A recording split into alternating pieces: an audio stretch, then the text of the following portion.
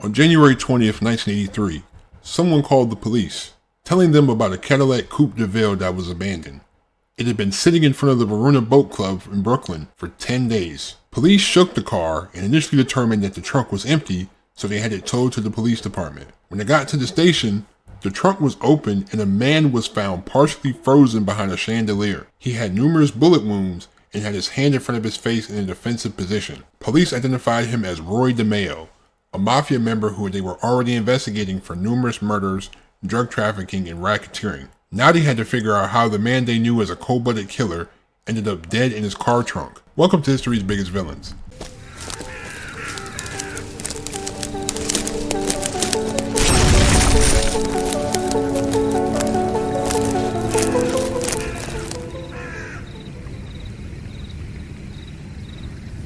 Roy DeMeo was born on September 7th, 1942 in Brooklyn, New York. Coming from a working-class Italian immigrant family, Roy's father worked as a delivery man for a laundry company, while his mother stayed at home. As a teenager, Roy worked at a grocery store, training as an apprentice butcher. Roy first got into organized crime in the 60s as a member of the Lucchese crime family.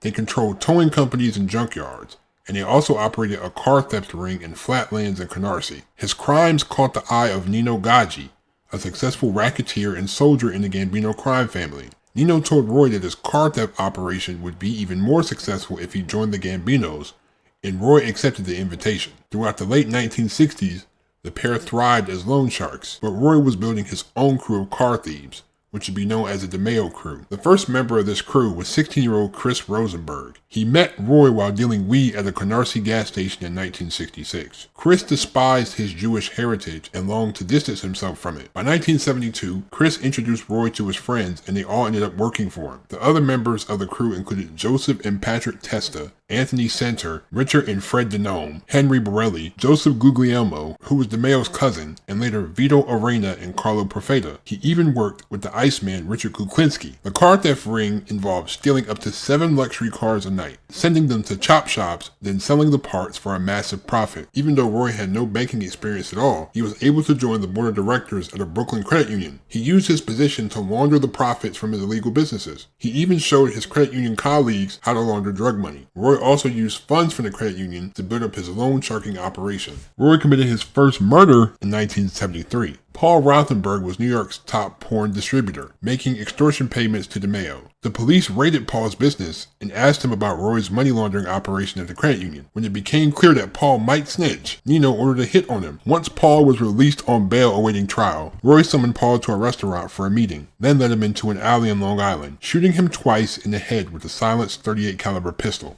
In 1974, Roy was involved with Andre Katz, a young body shop owner. Roy used his shop to break down cars for parts. In January 1975, Andre visited the Brooklyn District Attorney's Office, voluntarily providing information about Chris Rosenberg's involvement in car theft. Roy had an NYPD detective on his payroll who told him about the meeting. In May, Andre went before a grand jury and told them what he knew about the illegal activities that Roy's crew were involved in. The next month, Roy used a female acquaintance to lure Katz to an apartment for a date, but he was abducted by members of the DeMeo crew. He was then taken to the butcher's area of a local supermarket where he was stabbed multiple times in the heart and back with a butcher knife. After he was decapitated, his head was put in a compactor and crushed. His body was then dismembered and wrapped in plastic bags before being put in a dumpster. Due to a delay in garbage pickup, a pedestrian found Andre's severed leg and reported it to the police, but a lack of leads led to the case going cold. As the 1970s progressed, DeMeo's crew fine-tuned their murder methods, which featured dismemberment, a technique that wasn't used by the Mafia that often. This process was called the Gemini method, which would be revealed by multiple crew members and associates in the 80s. This method was often performed at the Gemini Lounge, which served as the primary hangout for the crew. The premise was to lure victims through the side door and into the apartment in the back portion of the building. At this point, a crew member, almost always DeMeo, would approach them with a silenced pistol in one hand and a towel in the other, shooting the victim in the head, then wrapping the towel around the bullet wound to stop the blood flow. Immediately after, another member of the crew, usually Rosenberg, would stab the victim in the heart to stop the blood flow altogether. By then, the victim would be dead, at which point the body would be stripped and dragged into a bathroom where the remaining blood drained out. Then, crew members would place the body on the plastic sheets laid out in the main room and dismember it, cutting off the arms, legs, and head. Following the dismemberment, The body parts would be put into bags, placed into cardboard boxes, and sent to the Fountain Avenue landfill in Brooklyn. So many tons of garbage were dropped each day at the dump that it would be nearly impossible for the bodies to be discovered. During the initial stages of an early investigation targeting the DeMeo crew, a plan by authorities to excavate sections of the dump to locate remains was scrapped as it was deemed too costly and unlikely to locate any meaningful evidence. The landfill was closed in 1985 and capped over since. All signs and odors that the landfill had existed were gone. It's estimated that almost 200 people were killed by Roy and his crew. In the later half of 1975, DeMeo became a partner in a peep show establishment in Bricktown, New Jersey, as the owner was unable to pay his loan sharking debts. DeMeo also began dealing in bestiality and child porn, which he sold to his New Jersey establishment as well as his connections in Rhode Island. When Nino found out about DeMeo's involvements in these films, he demanded that Roy stop under the threat of death. However, Roy continued to sell these films. Nino didn't retaliate, and the subject was never mentioned again as long as Roy continued making payments to him. DeMeo also dealt in narcotics despite the Gambino family being against it. He financed a major weed operation from Colombia, which was unloaded from an offshore freighter and sold at various auto shops in Canarsie. He also sold cocaine out of the Gemini Lounge. Near the end of 1975, Roy was the subject of an IRS investigation into his income. Months earlier, the credit union he was a part of was forced into bankruptcy as a result of his plundering of the finances. DeMeo quit the credit union as a result. Before an indictment was brought down against him, he secured false affidavits for businesses owned by friends and acquaintances claiming that he was on their payroll as an employee. These affidavits served to account for some of his income, allowing him to reach a settlement with the IRS. In the fall of 1976,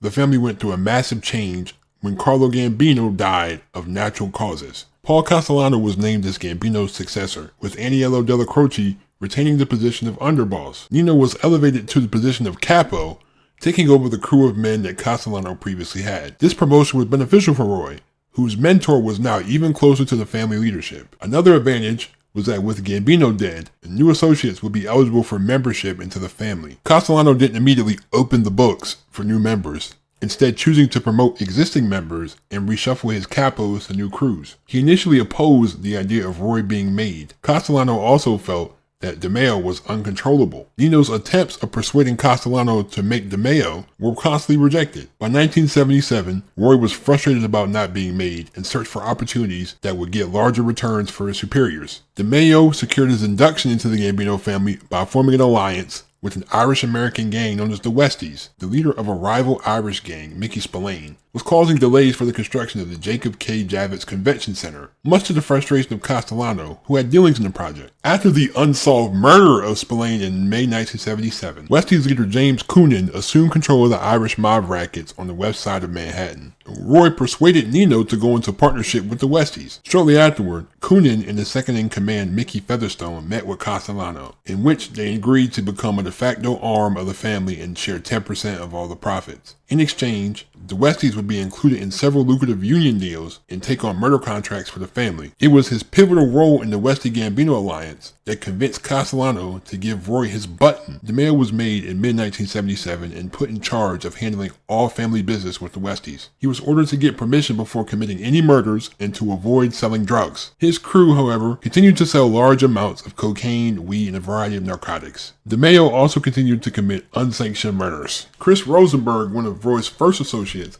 had marked himself for death. Chris had set up a drug deal with a Cuban man living in Florida and then murdered him and his associates when they traveled to New York to complete the sale. The Cuban had connections with a drug cartel, and they threatened a war between the Gambino family and the Cubans unless Rosenberg was dealt with. Roy was ordered to kill Rosenberg, but he stalled for weeks. During this period, Roy committed one of the only murders he actually regretted. The victim was a college student with no criminal history named Dominic Ragucci, who was paying for his tuition as a door-to-door vacuum salesman. DeMeo saw Ragucci parked outside his house and assumed he was a Cuban assassin. DeMeo and crew members Joseph Guglielmo and Fred DeNome pursued Ragucci in a 7-mile car chase on Route 110 through Amityville and Farmingdale, after which Roy got out of his car and shot Dominic in the head. After returning home and gathering his family, he drove them out of Long Island and left them in a hotel in upstate New York for 2 weeks. According to DeMeo's son Albert, he started crying when he discovered that he had murdered an innocent teenager and didn't eat for several days afterwards. The murder also put a strain on DeMeo's marriage, as his wife had previously been able to ignore her husband's criminal activities. So you're telling me your husband is a mobster who's killing people, robbing people, extorting people, but somehow this specific murder is the one that drives you over the edge. Like what? What happened to the other 955 murders? Like what? Nino was infuriated by the murder of Rigucci and ordered DeMeo to kill Rosenberg before there were any more innocent victims. On May 11th, 1979, Rosenberg showed up to the Gemini Lounge for the usual Friday night meeting. Shortly after he got in, DeMeo shot him in the back of the head. Although murder was nothing new to him, this time he hesitated while Chris managed to get up on one knee, but Anthony Centra moved in and finished him off with 4 shots to the head. Unlike the countless other murders that took place at the lounge, Rosenberg's body was not dismembered or made to disappear. The Cubans demanded that his murder make the news. Roy's men placed Chris's body in his car and left it on the side of Cross Bay Boulevard to be found. Albert later recalled that Rosenberg's murder affected his father deeply, and that when Roy came home after the murder, he went into his office and didn't come out for 2 days. DeMeo spent 6 weeks hiding out with Guglielmo in a safe house near 42nd Street in Times Square, growing a full beard and wearing a baseball cap and sunglasses when out in public. As 1979 continued, DeMeo expanded his businesses, in particular his car theft operation, which soon became the largest in the history of New York City. Dubbed the Empire Boulevard operation by the FBI, hundreds of stolen cars were being shipped from the port of Newark to Kuwait and Puerto Rico. Roy had put together a group of 5 partners in this operation, who all earned $30,000 a week in profit. Aside from stolen cars, DeMeo was also shipping cigarettes and porn magazines to the Middle East. Aside from the active partners, other associates and crew members performed the actual stealing of the cars off the streets of New York.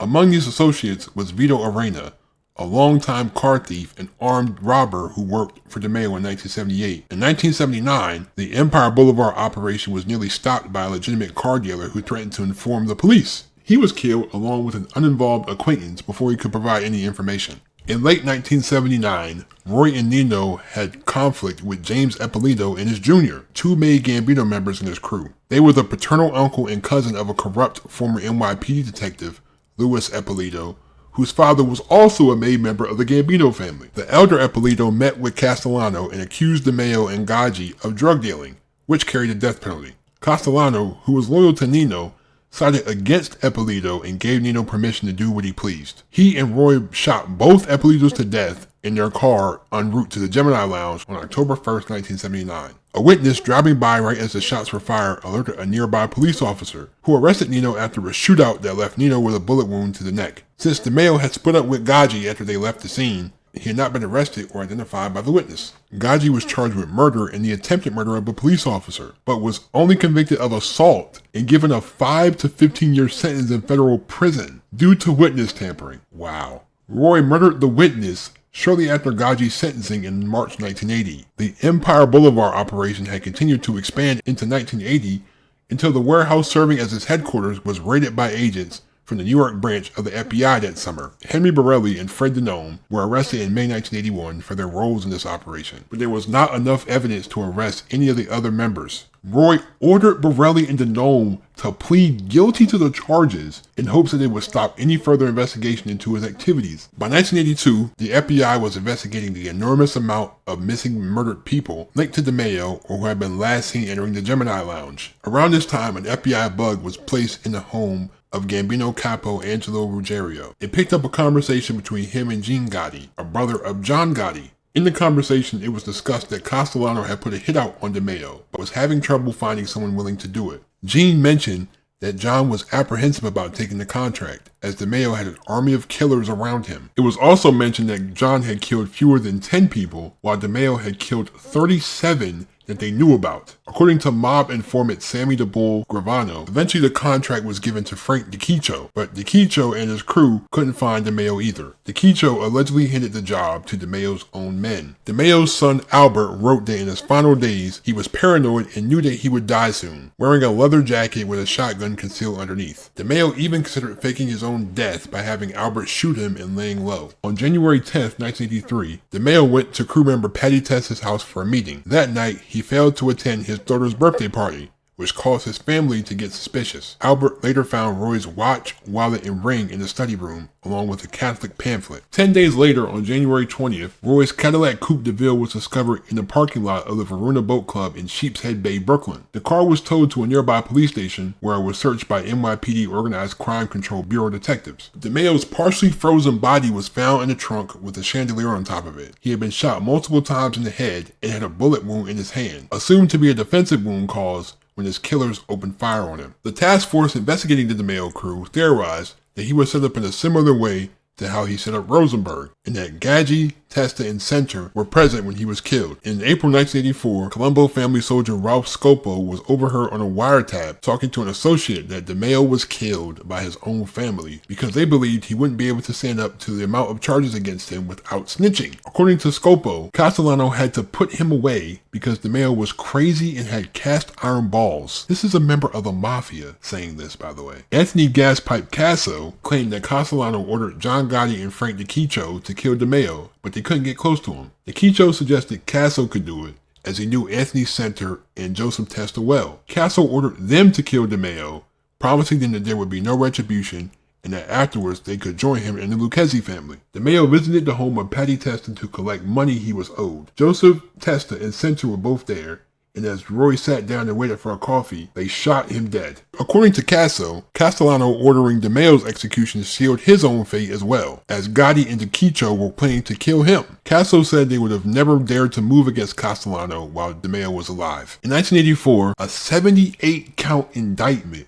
was filed against 24 defendants, including Castellano, Gaggi, and the surviving members of the DeMeo crew. The charges related to car theft, racketeering, and drug trafficking. Castellano was indicted for ordering DeMeo's murder, as well as a host of other crimes, but was killed in December 1985 while out on bail in the middle of the first trial. John Gotti, who ordered the hit, became the new boss of the Gambino family. Gaggi became the lead defendant after Castellano's death, but he soon died later of natural causes. In March 1986, 6 members of the DeMeo crew were convicted, with Borelli and one other defendant found guilty of 2 counts of murder. They were also found guilty of murdering 2 people who threatened to expose the car theft ring. In July 1989, 9 additional members, including Anthony Center and Joseph Testa, were convicted. At sentencing, Center and Testa were given life sentences for murder with an additional 20 years for racketeering. Prosecutor William Mack Jr. said, "The Roy DeMeo crew was the most violent crew ever prosecuted in federal court as far as my knowledge," saying DeMeo engaged in wholesale slaughter. The convictions were secured in large part by testimony of former members Fred Denome and Dominic Monaglio, as well as Vito Arena. Monaglio turned when he learned that Nino, his uncle, had put a contract on his life and was placed in the witness protection program for 20 years for his testimony. Rick Denome was murdered in 1984. Fred Denome died in what was ruled as a suicide in 1989. Arena left New York that same year after serving 6 years of an 18-year sentence. He was killed in a 1991 robbery in Texas. The Gemini Lounge became a storefront church. This is the thing that I really find weird about the Mafia. I mean, obviously it's the chance to earn all this tax-free money and like a little secret society and all this stuff, but it's like the purpose of what you're doing is you're robbing people. You're going to small businesses and saying to them, hey, if you don't give me a percentage of your profits, I'm going to burn your business down. I'm going to pay you off so we get a percentage. And if you don't like that, we'll just kill you. They claim to be so ruthless. Some of these people are actually really crazy murderers. All the people that you do crimes with, they're either going to kill you because somebody else made up a fake rumor about you and probably paid them to do it. They're either going to kill you, they're going to land you in jail, or they're going to snitch on you. So it's like, what's the point? Like we kill snitches, but the same people that were killing the snitches end up snitching themselves. Especially now, like all the old people that used to be mobsters, we talk about all the stuff they did back in the 70s and 60s. You snitched. You told on everybody. I've seen something about like Sammy Gravano's show. He still has some type of podcast. Like, dude, you're a snitch. Oh, this is what we did back in 1975 or whatever. You told on everybody. You're such a big criminal. You hate snitches.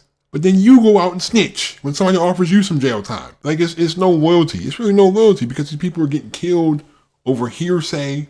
They're getting killed for nothing. Very few people live long enough to even really reap the benefits of what they were doing. And everybody's paranoid because you know the police are watching you. You know there's probably 2 or 3 or 4 or 5 guys that really want you dead. So I don't know I don't think it's really a good life to live, Thank you for listening to the story. I hope you enjoyed it. Leave a like, hit that subscribe button if you're new. I'm out. Peace.